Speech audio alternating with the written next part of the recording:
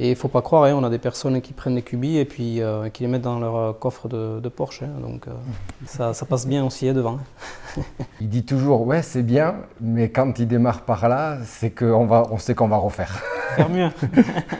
On est au service du professionnel. Son métier, on ne va pas lui apprendre. Nous sommes à Ossès, chez Vincent, cave Les Vins de Vincent, qu'on a connu il y a 10 ans maintenant, sur une première collaboration. Un bar à vin. Et puis après, on a développé les caves à vin, Bayonne, après Biarritz, où là on a pu vraiment développer le concept vraiment des vins de Vincent. Bientôt on peut en parler. Voilà. Voilà. Oui, bien sûr. Bientôt Asparin. En 2020 est né le groupe, très collectif. Et ce qui caractérise le groupe, c'est qu'on a des sociétés bien spécifiques dans chaque domaine. Créaus spécialisé dans la villa. Et donc on a décidé de tout ce qui était concept tertiaire avec Jean-Jo, de créer une structure qui s'appelle le studio Carré Chroma. Donc activité 90% en B2B et après quelques aménagements d'appartements. Moi j'ai toujours envie que ce ne soit pas des caves qui fassent peur, où on a la facilité d'y rentrer, quoi. Voilà, et de toute couche sociale. Dans le dessin et tout ça, ils sont obligés ensuite d'imaginer autre chose, quoi. Ce qui fait l'ADN, en tout cas dans le parti pris de design architectural, c'est d'avoir des espaces dissociés, des corners assez spécifiques et en même temps le tout dans une atmosphère commune. Et ce qui fait pour nous un terrain de jeu intéressant, autant sur les matériaux qu'on va utiliser, sur la façon d'éclairer, sur les températures de lumière ou même les couleurs de mur qu'on va chercher à mettre en avant. Ici on est à Ossès, vraiment au carrefour du vignoble d'Irolegui. Donc il y a tout un pan de vin d'Irolegui qui est mis en avant.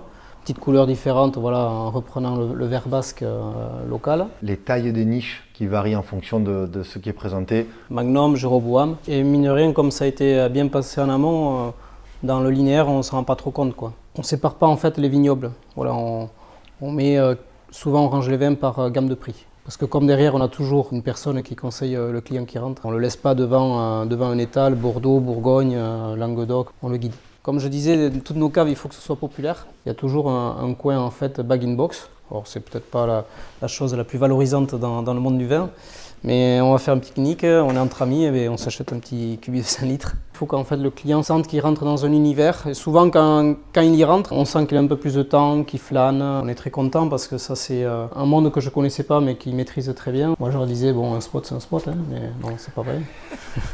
On est vraiment là.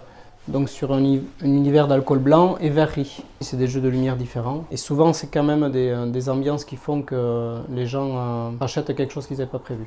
Aujourd'hui, nous, on a à cœur de travailler sur le territoire, l'intérieur du Pays Basque aussi, où il y a quand même de belles rencontres avec de belles boutiques. Il a une signification très particulière ce lieu parce que j'ai toujours voulu faire un magasin à l'intérieur du Pays Basque. J'ai joué 10 ans au foot ici à Ossès. Juste à côté, il y a un petit restaurant et on faisait toutes les troisième mi-temps dans ce lieu.